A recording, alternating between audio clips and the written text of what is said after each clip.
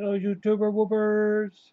It's 15th of November. Man, month's already half over. Um,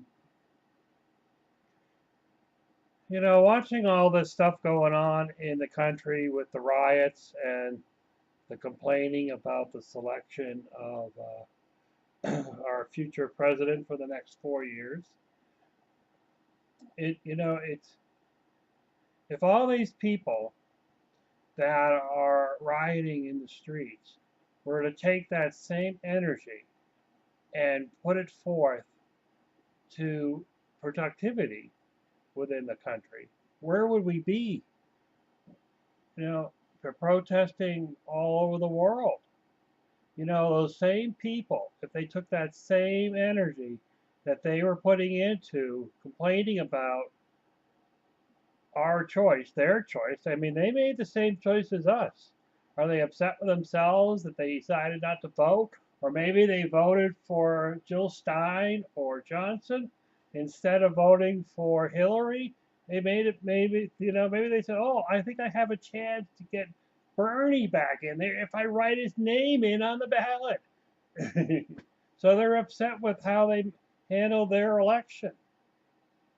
I don't know. But the reality is that we, and I'm talking about those watching this video, including myself, instead of instigating riots or even looking the other way, you know, there's not a lot of point in burying our heads in the sand. We need to instigate, we need to instigate change about getting out there and getting people to do other things, whether it's community gardens, whether it's, community education systems, getting people excited about just participating in government. How many people, when I go to the polls, when I go to vote for various, say, town stuff, usually there will be an area where you can vote for more than one person, like for a select board or something. But say town clerk, for example, you know, there'll be a person's name on the ballot and it'll say vote for one, but there's only one. So do you just not vote for that one, or do you make them feel good and vote for them anyway? Either way, they've won. So how many times have you gone into the selection booth and not had a choice between multiple people? You have six people on the ballot. You can only vote for one. Which one do you pick? Well, you're going to pick the one you like, and then it's going to be eeny, meeny, miny, mo, or you're going to have some way of choosing, like what town they live in, or whether they're up for re-election or something. But participation of all these people that are out there protesting across the country were to use that energy to create positive projects, positive involvement into our society, into our government, into our healthcare system. How great would that be? People will protest that they have no jobs. Well, then create a market. They rarely protest they don't have jobs.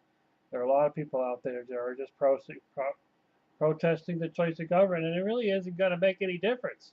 Having all these riots isn't going to change who the president-elect's going to be. All it is it just frustrates a lot of people and causes a lot of property damage, which, well, there's job creation right there, but it's not the direction to go. So I'm challenging everybody out there, all three of you, to all three of you, to try to engage your community to create something. So many celebrities are saying they're going to go to Canada. Well, that's good. They're billionaires. They can go to Canada. They're afraid that are they afraid they're going to lose, have to pay more in taxes because You know, they make so much money. I don't know. I don't get that part, you know. But I don't think it's as easy to move to Canada as people think. When you think of people that are moving up from Mexico and flooding the United States from Mexico, and now people want to flood into Canada. I don't know if Canada's going to want to support a bunch of people on their free healthcare system. I mean, that's just me. You know, I've looked at how to prove a citizenship. They think they're going to move in there and change citizenship. You know, I don't really get it. You know, if someone has a TV show, they can do it anywhere in the world. They don't have to do it in the United States. They can do it in Canada or, you know, somewhere else and record it and transmit it on the internet. So, you know, if they want to leave, leave. You know what will happen? What will stimulate the economy to the point where you know, growing up comedians will able to have more opportunity. You know, so I watch a lot of these British TV shows, and a lot of the actors that I see, they jump from show to show. In fact, like the Harry Potter movies, there are a lot of people, actors and actresses that are in the Harry Potter movies that are in all these TV shows. But it's not so common in the United States because there's such a huge pool of actors. But then again, 100 of them leave the country. You know, it really opens up the world of possibilities for the actors that are climbing up. So, if you want to leave, leave. That's what my philosophy is. Don't let the door hit you on the way home.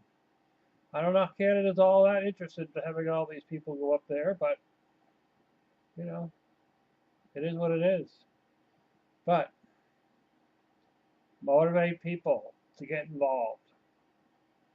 Motivate them to want to register to vote, participate. You know, it's interesting because there are people out there that if someone supports Trump, has a T-shirt or a hat or something, they're getting beat up. Beat up in the United States of America. What the hell? You know, there are places in this country where they chop people's hands off, not in this country, in this world, where they chop people's hands off so they can't vote. Or they can't vote. And in this state, in this country, they're doing the same thing. They're beating somebody up because they're proud to be a vote supporter. There was a news thing on the news where this mother was badgering their child for doing a Trump poster for school. Telling him how to move out. It's like 10-year-old kid. Oh, you guys got friggin' nuts. I don't know. I don't get it. I just don't get it. Get kids involved in politics, community projects. You know, we can all move into our little homesteads and you know, which you could do that, create a community homesteads. You know, but you know, how many people could do that? Survive completely on their own without support from others. Everybody sooner or later is got to go get those Oreo cookies or a Hershey bar. You know, yeah, try growing cocoa beans in the United States. Good luck with that. Let me know, empty nester, if you can grow cocoa beans on your plantation because you do a lot of cool stuff. At any rate, uh, I'm going to share the video from So To Tuesday, and they're going to have their own perspective. Ta-ta!